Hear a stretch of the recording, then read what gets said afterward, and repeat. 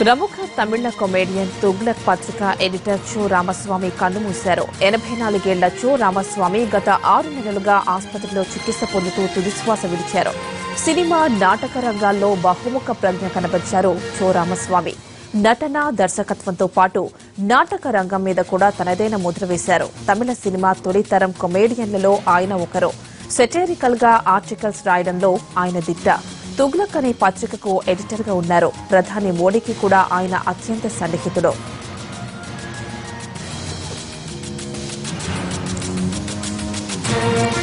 జయలలిత మృతి విషాదం నుంచి తేరుకోకముందే మరో షాక్ తగిలిందే ప్రముఖ రాజకీయ విశ్లేషకుడు, సంపాదకుడు చో రామస్వామి కన్నుమూశారు. 84 ఏళ్ల చో రామస్వామి తీవ్ర అస్వస్థతో కొంతకాలంగా బాధపడుతున్నారు. చెన్నైలోని అపోలో ఆసుపత్రిలో చికిత్స పొందుతూ మృతి చెందారు. తమిళనాడు దివంగత ముఖ్యమంత్రి జయలలితకు అత్యంత సన్నిహితుడుగా చో రామస్వామి మిగిలారు. ఆమెతో కలిసి అనేక సినిమాలు, నాటకాల్లోనూ నటించారు. తుగ్లక్ పత్రిక ఎడిటర్ గా పనిచేసిన చో రామస్వామి పలు రాజకీయ విశ్లేషణలతో దేశవ్యాప్తంగా పాపులర్ అయ్యారు. దేశంలోని అనేక మంది రాజకీయ నేతలతో ఆయనకు సన్నిహిత సంబంధాలున్నాయి.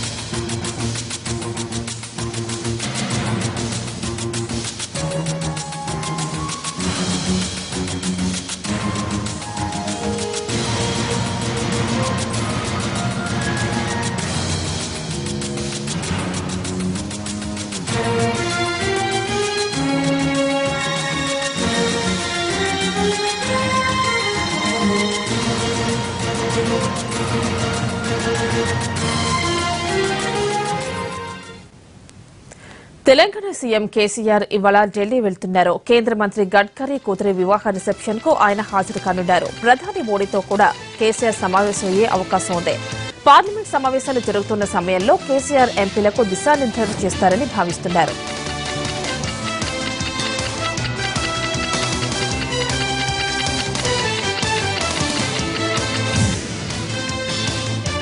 CM Chandrababu Naidu AP purse mobile wallet ను ఆవిష్కరించారు. నగదు రహిత లావాదేవీల కోసం ఏపీ పర్స్ మొబైల్ వాలెట్ ను ఆయన ప్రారంభించారు. ఇక నుంచి మొబైల్ యాప్ ద్వారా బ్యాంక్ సేవలు వినియోగించుకోవచ్చన్నారు Chandrababu. AP purse mobile on చేయగానే 23 సంస్థలు కనిపిస్తాయి. వాటిలో దేన్నైనా ఎంచుకుని సేవలు వినియోగించుకోవచ్చునని సూచించారు.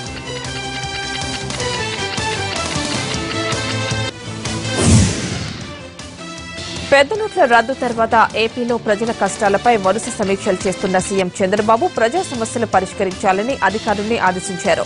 కరెన్సీ కొరత కారణంగా ప్రజలు ఇబ్బంది పడకుండా చూడాలని సూచించారు. తక్షణ ఉపశమన చర్యలు చేపట్టాలని, ప్రత్యామ్నాయ మార్గాల ద్వారా నగదు లావాదేవీలు జరిగేలా ప్రోత్సహించాలని కోరారు బాబు. ఏపీలో క్రమంగా నగదు రహిత లావాదేవీలు పెంచాల్సిందన్నారు. ప్రస్తుతం ఏపీలో 2,000 కోట్ల పెద్ద నోట్లు, 211 కోట్ల చిన్న నోట్లు అందుబాటులో ఉన్నాయన్నారు చంద్రబాబు.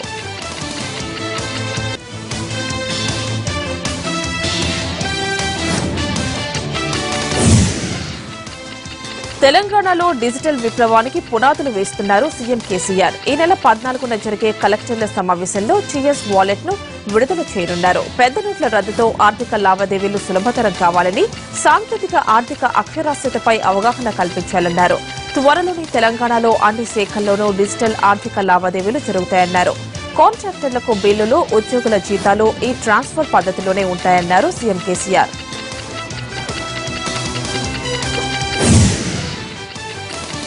వైఎస్సార్ కాంగ్రెస్ అధ్యక్షుడు జగన్ ఇవాళ తూర్పుగోదావరి జిల్లాలో పర్యటించనున్నారు. కోనవరం మండలంలోని రేఖపల్లి గ్రామాన్ని సందర్శిస్తారు. అక్కడ పోలవరం బాధిత ప్రజలతో మాట్లాడి గిరిజనుల ఆరోగ్య సమస్యలు తెలుసుకుంటారు. జగన్ పర్యటనకు స్థానిక వైసీపీ నేతలు అన్ని ఏర్పాట్లు పూర్తి చేశారు.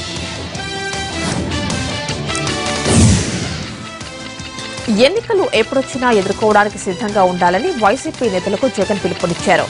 ఏపీలోని 13 జిల్లాల నేతలతో గడప గడపకు వైసీపీ కార్యక్రమంపై సమీక్ష నిర్వహించారు. నేతలంతా పార్టీ కార్యక్రమాల్లో చురుగ్గా పాల్గొనాలని, ఎప్పటికప్పుడు ప్రజా సమస్యలపై పోరాడాలని దిశానిర్దేశం చేశారు జగన్. పార్టీ కార్యక్రమాల్ని లైట్ తీసుకుంటే ఉపేక్షించేది లేదని వార్నింగ్ ఇచ్చారు జగన్. గత ఎన్నికల్లో అధికారంలోకి రావాల్సి ఉన్న చిన్న చిన్న పొరపాట్లతో ప్రతిపక్షంలో కూర్చోవాల్సి వచ్చిందని ఈసారి మాత్రం టార్గెట్ మిస్ కాకూడదన్నారు జగన్.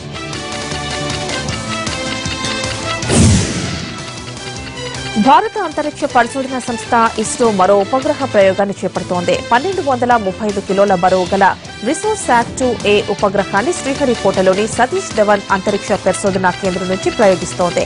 వాతావరణంపై అధ్యయనానికి ఈ ఉపగ్రహం ఉపయోగపడనుందని ఇస్రో అధికారులు చెబుతున్నారు.